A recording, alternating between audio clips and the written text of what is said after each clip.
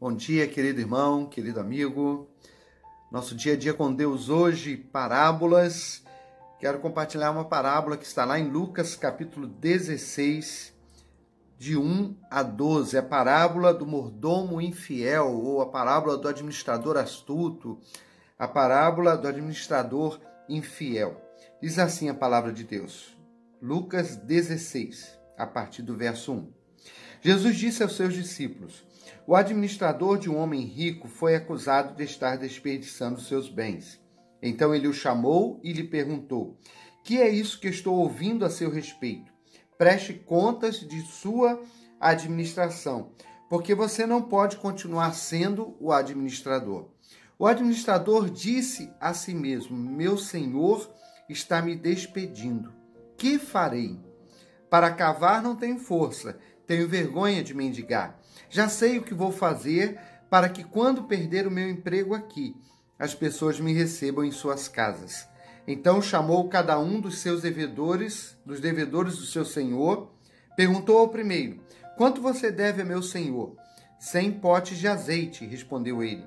O administrador lhe disse: tome a sua conta, sente-se depressa e escreva 50. A seguir ele perguntou ao segundo: e você, quanto deve? 100 tonéis de trigo, respondeu ele. Ele lhe disse: tome a sua conta e escreva 80.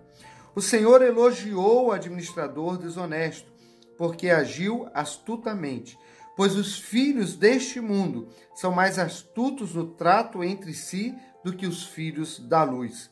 Por isso eu lhes digo: usem a riqueza deste mundo ímpio para ganhar amigos, de forma que, quando ela acabar, estes os recebam nas moradas eternas. Quem é fiel no pouco, também é fiel no muito. E quem é desonesto no pouco, também é desonesto no muito. Assim, se vocês não forem dignos de confiança em lidar com as riquezas deste mundo ímpio, quem lhes confiará as verdadeiras riquezas? E se vocês não forem dignos de confiança em relação ao que é dos outros, quem lhes dará o que é de vocês? Essa parábola é uma parábola que muitas vezes é difícil de interpretação e a gente tem que tomar cuidado para não falar que a parábola está ensinando determinada coisa que não está.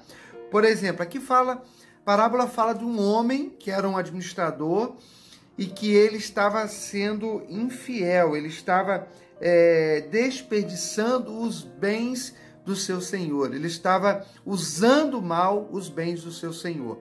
E então o senhor o chama, né? Ele sabe disso e fala com ele, e aí ele fica pensando assim: ó, meu senhor vai me mandar embora, eu vou perder meu emprego, eu tenho que fazer alguma coisa. Eu não mendigar, eu não tenho vergonha. Cavar, trabalhar forçadamente, eu não aguento. Então ele pensou assim: chamou aqueles homens que deviam para o seu senhor, e se eles deviam 100, falou: não, fica devendo 50, deu desconto para eles. Devia 100, fica devendo 80. E assim ele fez com os devedores, pensando assim: ó, quando eu for mandado embora, eu vou ter um outro emprego, eu vou ter aonde pedir emprego, aonde poder, como poder me sustentar. Então, aí Jesus fala assim, que aquele senhor, quando soube, ele não podia mais mudar. Aquilo já havia feito. As dívidas já haviam sido, parte das dívidas haviam sido perdoadas, havia sido dado desconto, ele não poderia mudar aquilo. Então, o Senhor falou assim: olha, como que esse servo é astuto, como que é astúcia, ele elogiou a astúcia, ele elogiou que ele se precaveu, né? Mas ele não elogiou a atitude desonesta, porque ele não poderia ter feito isso. Assim como Jesus também não elogiou a atitude desonesta. Isso é importante a gente notar nessa parábola, para que a gente não fique achando que não tem problema, né? Desde que a gente use da nossa capacidade, da nossa inteligência, da nossa astúcia. E hoje a gente vê quantos, né, para ganhar dinheiro, para melhorar de vida, para alcançar alguma coisa, tem feito desse tipo de procedimento, que no caso aqui não era honesto, não era correto, não era íntegro, e de nenhuma maneira Jesus estava elogiando, dizendo que nós temos que fazer como aquele homem fez.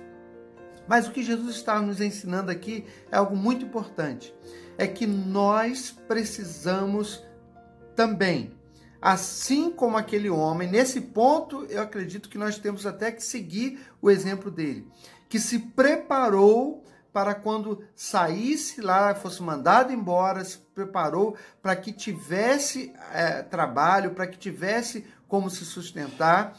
Ele se preparou, assim nós precisamos nos preparar para quando estivermos com o nosso Senhor, quando partirmos aqui desse mundo.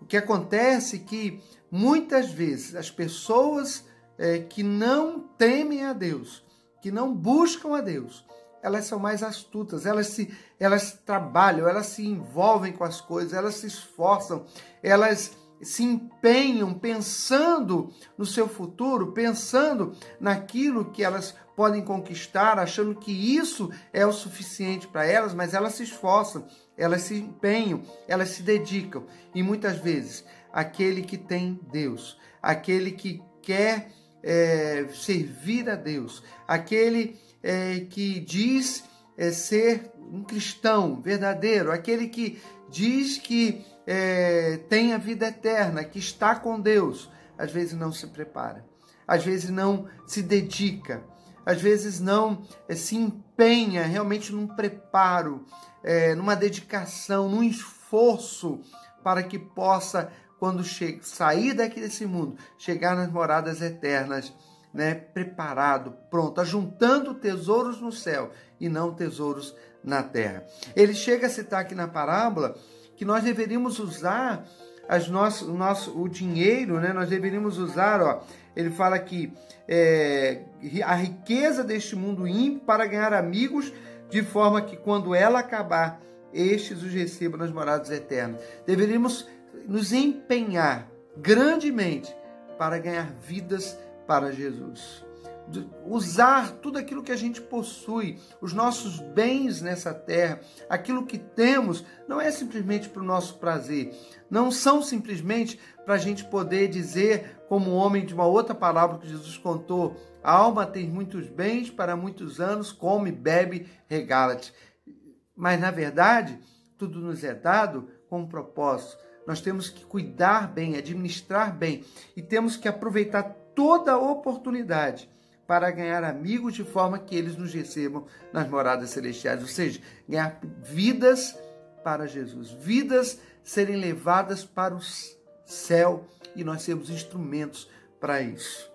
Ele termina essa parábola dando uma conclusão aqui, um ensino importante. Ele fala: quem é fiel no pouco também é fiel no muito. Isso é importante, irmãos, porque hoje nós estamos aqui e nós temos, Deus nos dá oportunidade, Deus nos dá tempo, Deus nos dá recursos materiais, e nós precisamos ser fiéis.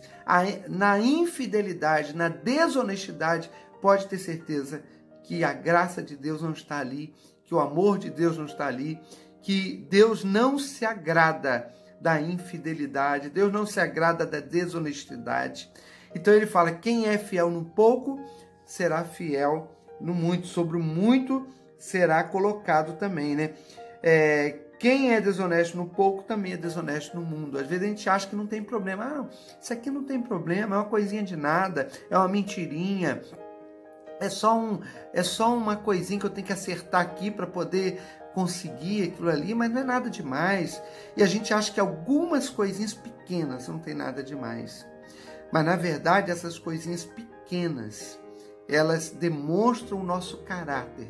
Se nós temos um caráter cristão, é nas coisinhas pequenas que nós vamos demonstrar que realmente somos de Deus. Não adianta só pensar nas coisas grandes, temos que pensar nas coisas pequenas. Jesus falou: se você é fiel no pouco, você será fiel no muito também. Que o Senhor nos abençoe, nos ajude a sermos astutos no sentido de aproveitarmos tudo que temos, sermos bons administradores do nosso tempo, dos bens materiais, dos nossos talentos, dons, de tudo que o Senhor tem colocado nas nossas mãos, para nós estarmos assim nos preparando, nos dedicando, nos esforçando e nos preparando para quando partirmos aqui um encontro com o Senhor. Que nós possamos ser astutos para ganharmos almas para Jesus, para ganharmos vidas para Jesus, usarmos todos os recursos que Deus nos dá para que possamos nos empenhar em ganhar vidas para Jesus e que sejamos fiéis em todas as coisas. Deus espera isso de nós. Ele deseja isso de mim e Ele deseja isso de você também. Que Deus nos abençoe e nos ajude. Vamos orar.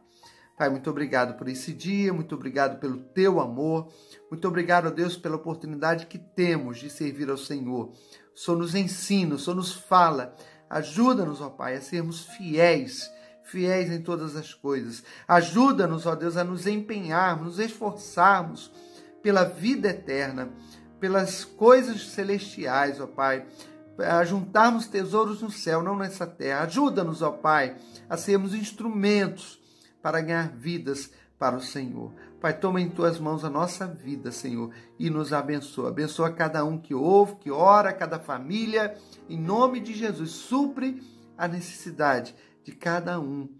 Ó Pai, também te pedimos, mais uma vez, a tua graça e misericórdia sobre o nosso país, a nossa nação, que precisa tanto entender essa questão de fidelidade, de honestidade. Ó Pai, afasta esse espírito de corrupção que tem destruído, ó Pai, a nossa nação, o governo. Pai, em nome de Jesus, coloca, ó Deus, homens honestos, integridade, abençoa a liderança dessa nação, ó Deus, para que haja honestidade, integridade, ó Deus, que seja abençoado pelo Senhor, que o povo brasileiro possa vir a ter um encontro contigo, ó Pai. Em nome de Jesus, transforma a nossa nação para a glória do teu nome. Pai, nós te pedimos, te agradecemos todas as coisas em nome de Jesus. Amém. Querido irmão e amigo, que você e a sua família tenham um dia na presença de Jesus.